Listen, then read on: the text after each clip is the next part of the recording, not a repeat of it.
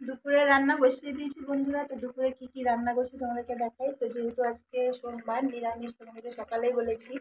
তো নিরামিষে কি কি করবো আর সেটাই তোমাদেরকে দেখাচ্ছি। তো আমাদেরও একটু বেশি ভাজাভুজি খেতে পছন্দ করে না, ও সবজি বা একটা ডাল হলেই হয়ে যায়।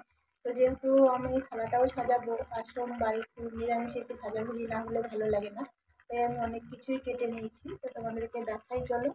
আর আমাদের এখানে কিন্তু বৃষ্টি হয়ে গেল সকালবেলা, মানে বৃষ্টিটা ভালোই বৃষ্টি হলো।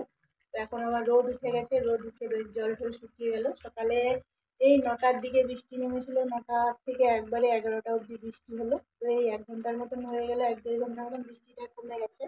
তো তোমাদেরকে দেখাবো বৃষ্টি হওয়ার পরে কি পরিস্থিতি। বৃষ্টিটা হয়ে কিন্তু ভালো হয়েছে, প্রচুর গরম পড়েছে, গাছপালা একটু জল পেলো। তার আমি এই পাশে কিন্তু রান্না বসিয়ে দিয়েছি, ডাল বসিয়ে দিয়েছি, সয়াবিন ভিজিয়ে দিয়েছি। তো চলো তোমাদেরকে ক্যামেরায় দেখাই কি কি রান্না করবো। তো দেখো বৃষ্টি হওয়ার পরে আবার শুকিয়েও গেছে, কি সুন্দর বেশ রোদ উঠেছে। রোদটা ভালোই উঠেছে, কদিন ধরে গুমোট ভাব ছিল। আর আমাদের বাবা জাল ফেলেছিল, মাছ ধরেছে। তো বাবা আর মাই মাছ খাবে, আমি তো আজকে নিরামিষ খাবো। আর আমাদেরও তো এমনিতেই পুকুরের মাছ খুব বেশি পছন্দ করে না, তাই আমার একার জন্যই আজকে নিরামিষটা হবে। ওরা সব মানে কেউ মাছ খাবে, কালকের সবজি আছে কেউ খাবে। আমি পুরো ধুয়ে ধুয়ে নিরামিষ করছি, আমি নিরামিষই খাবো।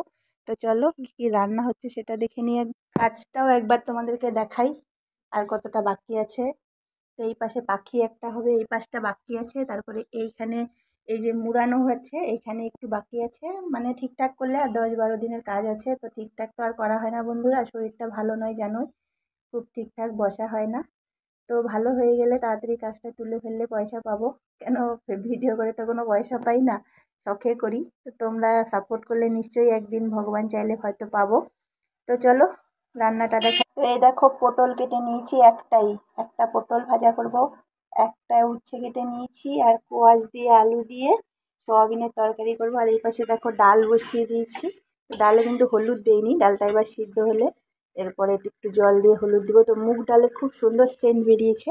আর এই পাশে দেখো গরম জলে সয়াবিন ভিজিয়ে দিয়েছি। তো বেশি কিছু হবে না, সয়াবিন কোয়াশ আলু দিয়ে একটা মাখা মাখা তরকারি হবে, মুগের ডাল হবে। আর এই পাশে তো পটল ভাজা হবে, উচ্ছে ভাজা হবে। আর কালকের মতন একটু বেগুনি করার ইচ্ছে আছে, জানি না কি হবে। পাঁপড়টা আনা হয়নি, আর দোকানও বন্ধ হয়ে গেছে, নাহলে পাঁপড় ভাজাটাই করতাম। তো এটাই আমার দুপুরের আইটেম। তো সবাই ভিডিওগুলো দেখো, এভাবে পাশে থাকো বন্ধুরা। বৃষ্টি হয়ে কিন্তু ভালোই হয়েছে, সেই গুমোট ভাবটা একটু কমেছে।